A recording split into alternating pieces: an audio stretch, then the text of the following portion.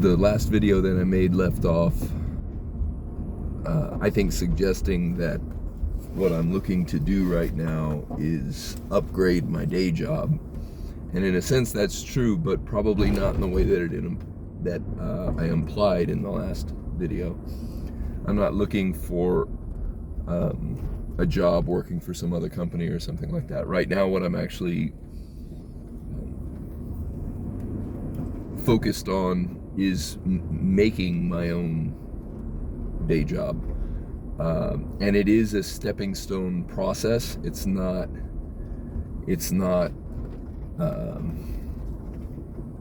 like I can go from where I'm at right now to this other place in one step. It's going to take a couple of steps. So the day job that I'm envisioning right now, based on the successes and failures that I've experienced in what essentially is a form of a real estate endeavor.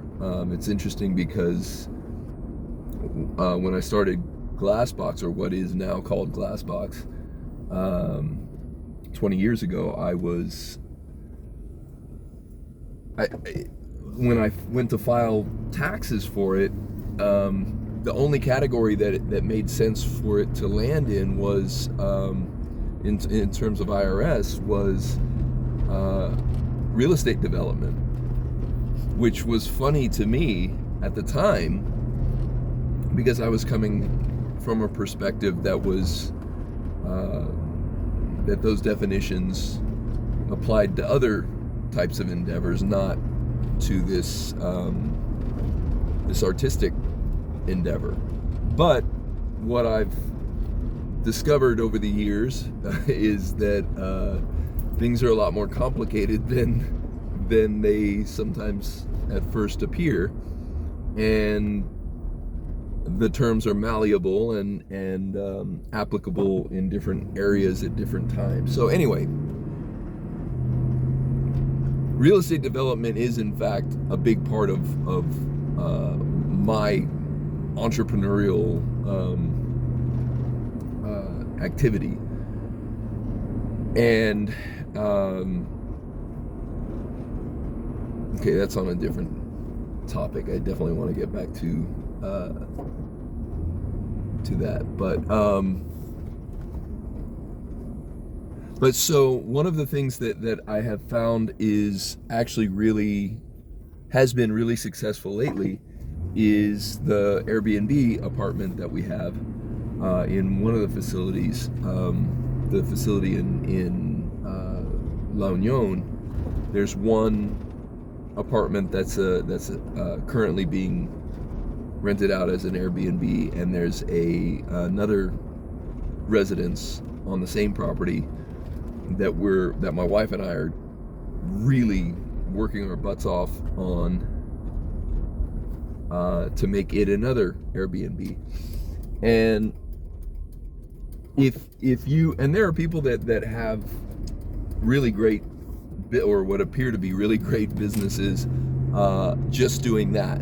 And I don't know that I'm definitely not a fan of putting all your eggs in one basket.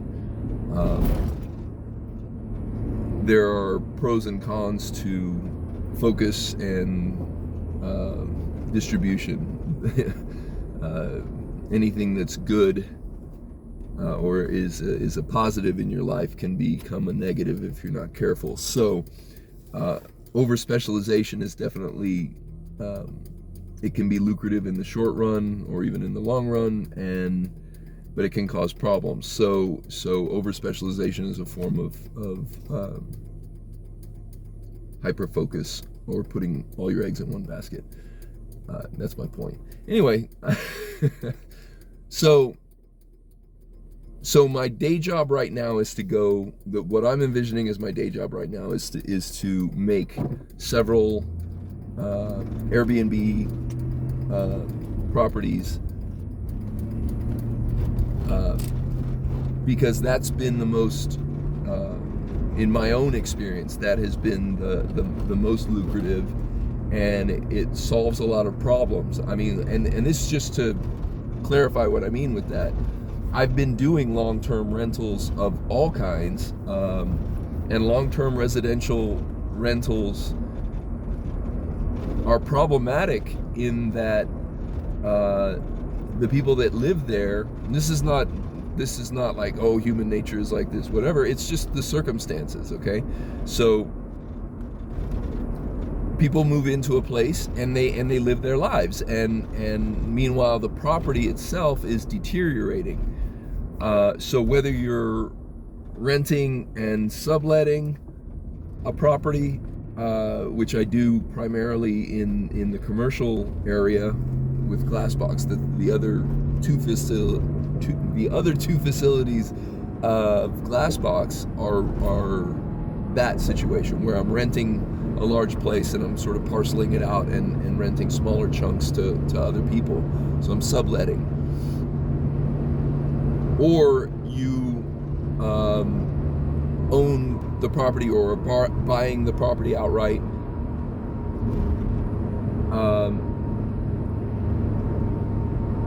In either case, you have this property and it's either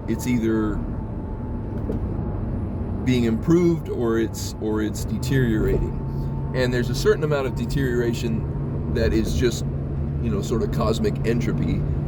And then there's other types of deterioration that I think are more predictable now, from my perspective now. Before I might have gone, well, that's just, some kind of voodoo or something. But now I see that a long-term rental, especially for a residential property, is going to deteriorate in predictable ways. And so, and again, if you're going to do anything entrepreneurial, you have to be a serial entrepreneur. And I'm not going to stand up here or sit here and suggest that I know much of anything about entrepreneurialism, but what I have gleaned over ramming my head into that wall for a long time is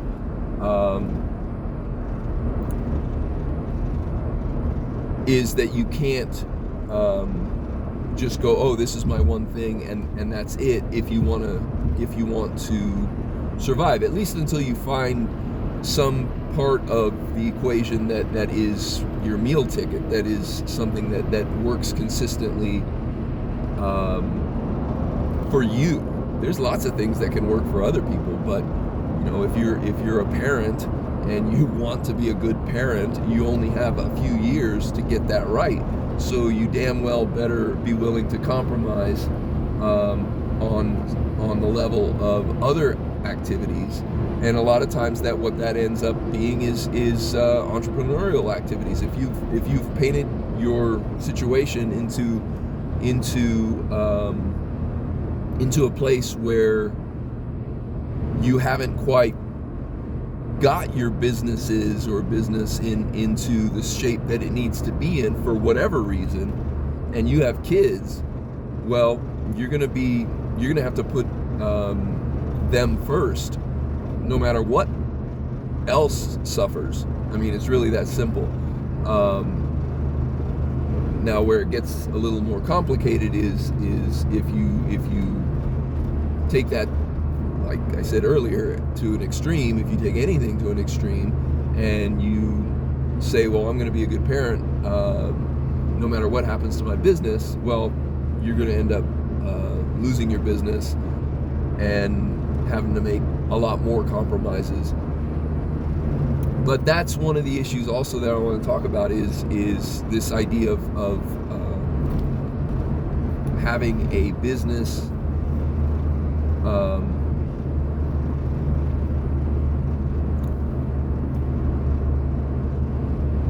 as if if you've got a business, and again, if you're an entrepreneur, a lot of the terms are weird, because a lot of people think that if they're a professional plumber and they don't work for a company, they work for themselves, that they're entrepreneurs. I don't really subscribe to that.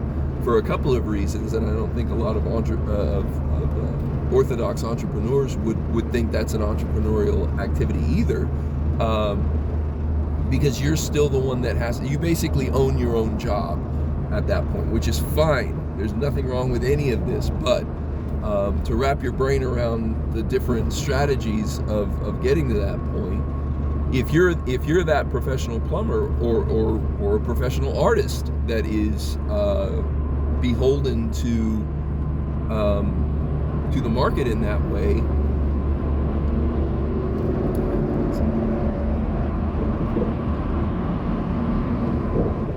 you are still compromised.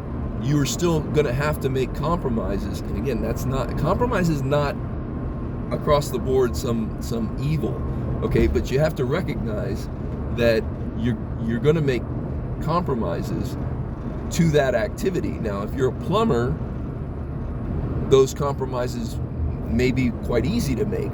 If you're an artist who's trying to do something meaningful, then a lot of times those compromises are anything but easy to make.